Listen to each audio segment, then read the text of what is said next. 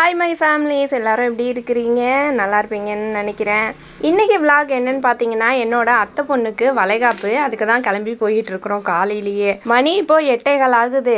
கரெக்டாக நாங்கள் 7 மணிக்கு தான் கிளம்பவே ஸ்டார்ட் ஆனோம். நாங்கள் ஃபஸ்ட்டு கிளம்புற ஐடியாவிலே இல்லை. நேற்று வரைக்கும் போகலாம் அப்படின்ற ஒரு முடிவில் இருந்தோம். அப்புறம் பார்த்தாக்கா பசங்களை வச்சுட்டு ரொம்ப தூரமாக போகணும், அதனால் வேண்டாம் அப்படின்ட்டு இருந்தேன். விசேஷம் எங்கன்னு பார்த்தீங்கன்னா கபிஸ்தலத்தில். இந்த வெயிலில் பசங்களை போட்டு இழுத்துட்டு போனாக்கா நூடுல்ஸ் ஆகிடுங்க நினச்சிக்கிட்டு நான் வரல அப்படின்னு சொல்லிட்டு இருந்தேன் அம்மாட்ட. அப்புறம் என்னாச்சுன்னா, பெரிய பாப்பா கிட்ட நாளே சொல்லிட்டு இருந்தேம்மா வேனில் போகலாம் பாப்பா நாளைக்கு அப்படின்னு. அதை ஞாபகம் வச்சுக்கிட்டு காலையிலே எந்திரிச்சதும் எப்போம்மா வேன் வரும், நம்ம எப்போம்மா போகணும் அப்படின்னு கேட்க ஆரம்பிச்சிட்டு சரின்ட்டு அந்த பிள்ளைங்களுக்காகவே கிளம்பி இன்னைக்கு ஃபங்க்ஷன் அட்டன் பண்ணுறோம். இந்த 2 பிள்ளைங்களும் கிளப்பவே 2 மணி நேரம் ஆகிடும். ஆனால் 1 ஹவருக்குள்ளே சட்டுப்புட்டுன்னு குளிச்சு முழுவிட்டு கிளம்பியிருக்கோம் பார்த்துக்குங்க. அவ்வளோ அறக்க பறக்க கரெக்டாக நாங்கள் ரெடியாகி முடிக்கிற டைமில் அம்மாவும் வந்துட்டாங்க. அப்புறம் எல்லோரும் சேர்ந்து கிளம்பிட்டோம் ஃபங்க்ஷனுக்கு. இன்றைக்கி சென்னையில் எங்கள் வீட்டுக்காரங்களோட அண்ணன் வீடு குடி போகிறாங்க. அதுக்குமே போக முடியாமல் போயிடுச்சு அவங்களால. எனக்கு ரொம்ப ஆசை அங்கே போகணுன்னு. ஆனால் கொஞ்சம் பசங்கள்லாம் பெருசாக போகட்டும், அதுக்கப்புறம் கிளம்பலாம் அப்படின்ட்டு முடிவில் இருக்கிறேன். ரொம்ப வருத்தப்பட்டிருப்பாங்க போகலைன்னு. அங்கே கிளம்புறதுக்கு முன்னாடி பால் ஆற்றி தரேன் பாப்பா குடிச்சிட்டு போ அப்படின்னு சொன்னேன். இந்த பிள்ளை வேண்டான்னு சொல்லிடுச்சு. கரெக்டாக வேனில் போய் உட்காந்ததுக்கப்புறம் சொல்லுது எனக்கு பசிக்குதுமா அப்படின்னு. சரி எங்கேயாவது நிறுத்தி பிஸ்கெட் வாங்கி கொடுக்கலான்னு பார்த்தாக்கா அதுக்குள்ளே பசிக்குதுன்னு என்னை போட்டு படாத பாடுபடுத்தி விட்டு சரின்னு ஒரு வாழைப்பழத்தை பிச்சு கொடுத்து சமாதானப்படுத்தி அதுக்கப்புறம் பிஸ்கெட்டை வாங்கி கொடுத்துருக்கோம். அவங்க வீட்டுக்கு கொஞ்சம் தூரத்துலேயே வேன் நிறுத்திட்டாங்க. வேன் அந்த தெருவுக்குள்ளே போகாது அப்படின்ட்டு அங்கேயே நிறுத்தி எல்லா ஜாமானையும் இறக்கிட்டு வரிசை ஜாமான்லாம் எடுத்து வச்சுட்டு அதுக்கப்புறம் தான் எல்லாரும் ஒன்றா போனோம். எல்லாரும் ஆளுக்கு ஒவ்வொரு தட்டு எடுத்துட்டாங்க. ஆனால் நான் எடுத்துக்கல, ஏன்னா பாப்பாவை வச்சுட்டு வீடியோ வேறு எடுத்துகிட்டு இருந்தேன்னா அதனால நான் எடுக்கலை. அங்கே போய் இறங்கின போது பாப்பாவை பார்த்தது. அதுக்கப்புறம் அந்த பிள்ளை எங்களை கண்டுக்கவே இல்லை, நாங்களும் கண்டுக்கலை, விளையாடட்டும்னு விட்டுட்டோம்.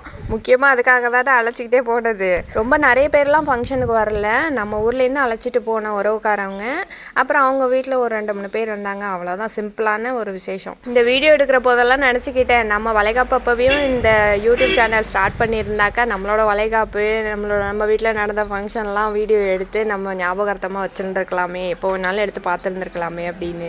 என்ன பண்ணுறது, அதுக்கெல்லாம் வாய்ப்பே இல்லை, காலம் கடந்து விட்டது. சரி இதுக்கு மேலே நம்ம பிள்ளைங்களோட ஞாபகார்த்தங்களாக இருக்கட்டுமேன்ட்டு தான் இந்த சேனலே ஸ்டார்ட் பண்ணது.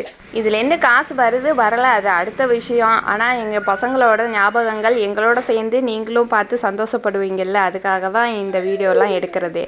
நாளைக்கு நம்ம பசங்களே பெரியவங்களாக வளர்ந்ததுக்கப்புறம் இந்த வீடியோலாம் எடுத்து பார்த்துட்டு நம்ம இப்படியெல்லாம் இருந்தோம்ல அப்படின்னு நினச்சி பார்ப்பாங்கல்ல. இன்னும் அவங்களோட காலகட்டத்துல எல்லாம் இந்த மாதிரி நடைமுறைகள்லாம் இருக்குமா என்னன்றதே ஒரு டவுட்டாக தான் இருக்குது. வருஷ ஜாமெல்லாம் கொண்டுட்டு போய் வீட்டுக்குள்ளே வச்சுட்டு அதுக்கப்புறம் தான் போய் பொண்ணை பார்த்தோம். அப்போ தான் சாப்பாடு ஊட்டி விட்டாங்க.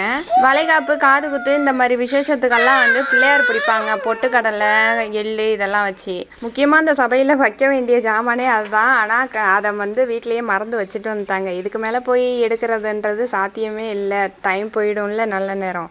அதனால் மஞ்சளை குழச்சி அதில் பிள்ளையார் பிடிச்சி வச்சுட்டு அதுக்கப்புறம் சாமி கும்பிட்டுட்டு வளையல் போட ஆரம்பிச்சிட்டாங்க. பிள்ளையார்லாம் பிடிச்சி பூஜை ரூமில் வச்சுருந்துருக்குறாங்க. கிளம்புற டைமில் வேன் வந்துருச்சு அப்படின்னு அவசரப்பட்டு கிளம்புனதில் அதை மறந்துட்டு வந்துட்டாங்களாம். இந்த கபிஸ்தலத்தில் தான் சக்கரை ஆலை இருக்குது அப்படின்னு சொன்னாங்க. இங்கே ஃபுல்லாகவுமே கரும்பு தான். அதெல்லாம் பார்க்கும்போது எனக்கு சின்ன வயசு ஞாபகம் தான். ஏன்னா நம்ம ஊரில் நான் சின்ன பிள்ளையாக இருக்கும்போது ஃபுல்லாகவுமே கரும்பு தான், வேறு எந்த பயிருமே கிடையாது. நம்ம வீட்டை சுற்றி வெறும் கரும்பு காடாக தான் இருக்கும். போகிற வழி எங்குமே கரும்பு காடு தான். நரி, காட்டுப்பூனை எல்லாமே நம்ம வீட்டுக்கு முன்னாடி நின்று சத்தம் போட்டுக்கிட்டு இருக்கோம். ஆடு மேயிட்டோம் அப்படின்னு சொல்லிட்டு அங்கிட்டு இங்கிட்டு போயிட்டோம்னாக்கா நம்ம வீட்டு ஆடு காலி ஆகிடும். நரி, காட்டுப்பூனை எல்லாம் பிடிச்சிட்டு போயிடும். கரும்பு வெட்டுற டைமில் ரோட்டுக்கு பக்கத்தில் தான் அடுக்கி வச்சுருப்பாங்க. அங்கே தான் வச்சு வண்டியில் ஏற்றுவாங்களா, அது வரைக்கும் அந்த கரும்பு அங்கே தான் இருக்கும். நாங்கள் என்ன பண்ணுறது, போகிறப்போ ஒன்று வர்றப்போ ஒன்று எடுத்து தின்னுட்டே வர்றது. அப்போல்லாம் ஒன்றுமே சொல்ல மாட்டாங்க கரும்பெல்லாம் எடுத்தா. இப்போல்லாம் நம்ம ஊரில் எங்கேயுமே கரும்பெல்லாம் போடுறது கிடையாது, சுத்தமாகவே அழிச்சிட்டாங்க. நெல், பருத்தி, சோளம் இந்த மாதிரி தான் பயிர் பண்ணுறாங்க.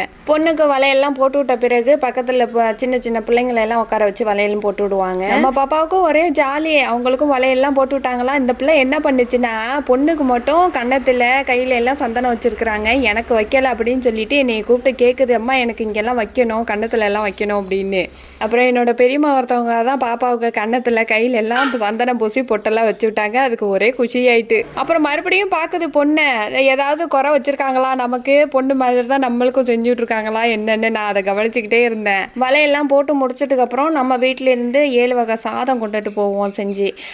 புளி சாதம், லெமன் சாதம், தயிர் சாதம், சாதம், தேங்காய் சாதம், சக்கரை பொங்கல், பருப்பு சாதம், வெஜிடபிள் சாதம், மோர் மிளகா, அப்பளம் இது எல்லாமே நம்ம வீட்டில் இருந்து கொண்டுட்டு போயிருந்தோம். அவங்க வீட்டில் வந்து இட்லி சாம்பார் சட்னி செஞ்சுருந்தாங்க காலை சாப்பாட்டுக்கு. ரொம்ப பேர்லாம் கிடையாதுல்ல, அதனால நாங்கள் கொண்டுட்டு போன சாப்பாடே வந்து கரெக்டாக இருந்தது எல்லாருக்கும். அதுலேயும் மிச்சப்பட்டு போயிட்டு எனக்கா காலையிலேருந்து பச்சை தண்ணி கூட பல்லில் படாமல் அங்கே போய் உட்காந்துருந்தது லபலபன்னு பசிக்க ஆரம்பிச்சிட்டு. எனக்கு மட்டும் இல்லை, முக்கால்வாசி பேர் சாப்பிடாம தான் வந்திருப்பாங்க. ஏன்னா காலையிலே கிளம்பி போயிட்டோம்ல, அதனால அறக்க பறக்க உட்காந்து சாப்பிட்டு பசி ஆற்றிட்டு அதுக்கப்புறம் தான் கிளம்புனோமே. அப்புறம் மொய் செஞ்சுட்டு ரிட்டன் கிஃப்ட் என்ன கொடுத்தாங்கன்னாக்கா ஒரு பிளேட்டு, ஒரு கவரில் வந்து ஜாங்கிரி, முறுக்கு, 2 வளையல், வாழைப்பழம், வெத்தலைப்பாக்கு, காப்பரிசி, சாக்லேட்டு, பூ இவ்வளோ தான் கொடுத்தாங்க. இது வந்து காது குத்து, வளைகாப்பு இந்த மாதிரி ஃபங்க்ஷனுக்கு போனாக்கா இந்த மாதிரி கிஃப்டெல்லாம் கொடுப்பாங்க. அப்புறம் குட்டி பாப்பாவுக்கும் வளையல் கொடுத்துருந்தாங்க. அவளுக்கு போட முடியாதா, கொஞ்சம் பெரிய சைஸாக இருந்தது, அதனால் வாங்கி வச்சுக்கிட்டேன். கிளம்பலான்னு பார்த்தாக்கா நல்ல நேரம் வந்து 1:30 மணிக்கு மேலே தான் இருக்குது அப்படின்னு சொல்லிட்டாங்க. சரின்னு 1:30 மணிக்கு மேலே கிளம்பி வீட்டை பார்க்க கிளம்பியாச்சு. இப்போ அந்த பொண்ணையும் கூட்டுக்கிட்டு இதெல்லாம் பார்க்கும்போது அப்படியே ஃப்ளாஷ்பேக்கில் என்னோடய வளைகாப்பு ஞாபகங்கள் வந்துடும்.